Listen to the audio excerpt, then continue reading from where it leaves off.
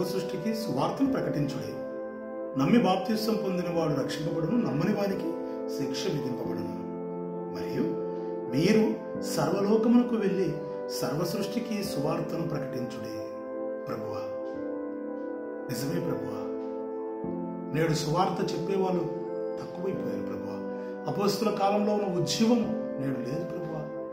నిజమే ప్రభువా, కూడికలు పెడుతున్నారు, సభలు పెడుతున్నారు, ఉపవాస ప్రార్థనలని అనేక రకాలైన ప్రార్థనలు నిర్వహిస్తున్నారు. కానీ ప్రజల్లోకి వెళ్ళి సువార్త ప్రకటించే సేవకులు తక్కువైపోయారు ప్రభువా. నీ బిడ్డగా నేను ప్రకటిస్తాను ప్రభువా. నీ బిడ్డగా నాయన అన్యజనుల నడుముకు వెళ్ళి సువార్త ప్రకటిస్తాను ప్రభువా.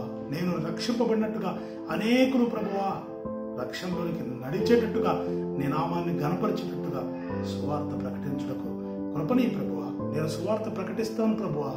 నీ నిమిత్తం నేను వెళ్ళి సువార్త ప్రకటిస్తాను ప్రభువా. క్రైస్తవులకు కాదు ప్రభువా, అన్యులకు ప్రకటించడానికి నేను వెళ్తాను ప్రభువా. నీకే స్తోత్రం ప్రభువా.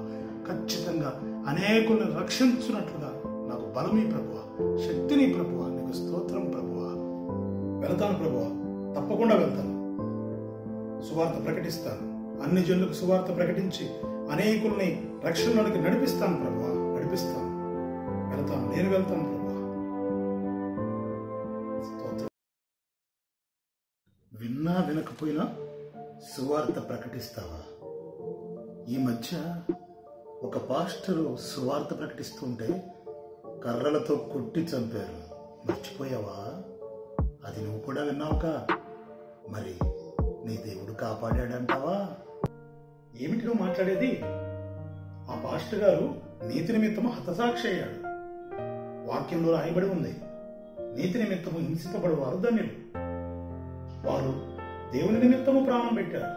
ఒకడు నా నిమిత్తము ప్రాణం పోగొట్టుకుంటే ప్రాణము దక్కించుకుంటారు, పరలోకంలో నిత్య జీవం ఉందని యేసుప్రభు వారు చెప్పారు. సువార్త నిమిత్తము, ఆయన నిమిత్తము ప్రాణం పోగొట్టుకోవడం మంచిదే కదా. నష్టమేముంది? ఆ పాస్టర్ గారు తప్పకుండా పరలోక రాజ్యంలో ఉంటాడు. నేను ప్రకటించి తీరుతాను. ఇది సత్య సువార్త, అందుకోసం ఎంతకైనా నేను తెగిస్తాను. సువార్త చేస్తాడంట వీడు. సువార్త పెద్ద పెద్ద సేవకుల్ని పడదోశానురా. నువ్వెంత బచ్చాగాడి ఏంటి? అన్ని జనుల మధ్యకి వెళ్తావా? నిన్ను తిప్పేశానురా. నిన్ను కూడా పడదోశాను.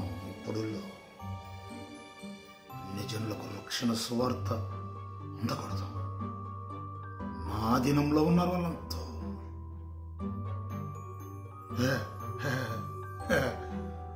వాళ్ళందరినీ నిత్య నరకానికి లాక్కపోతాము. అప్పుడు దేవునికి బాధ కలుగుతుంది.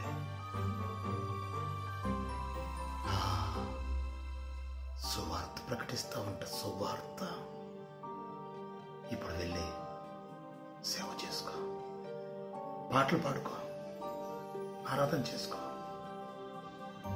తిరిగి లోకాశంలో పడి గిలగిల కొట్టుకో. మరలా నువ్వు వచ్చేది నా దగ్గరికి. తిరిగి తిరిగి మరలోని ఈ మంద మొత్తం వచ్చేది నా దగ్గరికి.